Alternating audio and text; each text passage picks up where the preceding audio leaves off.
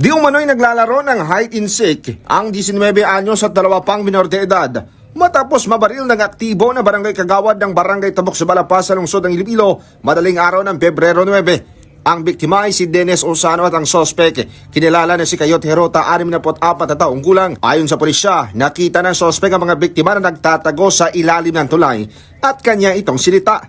Tumakbo ang mga biktima dahilan na nagpaputok ang sospek. Sumagi sa isip ng sospek na baka mayroong ginagawang masama ang mga biktima o di kaya may masamang plano. Sa investigasyon ng pulisya, naka-standby sa Barangay Gustilo ang mga biktima, karating na lugar lang ng pinangyarihan ng insidente.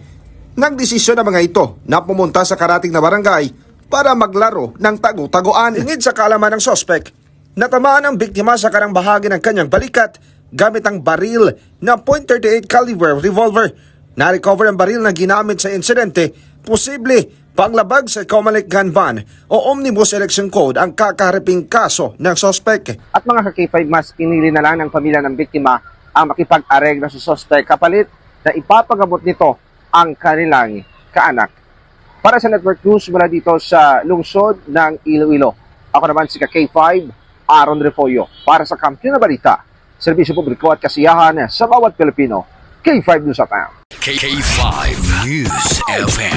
News FM.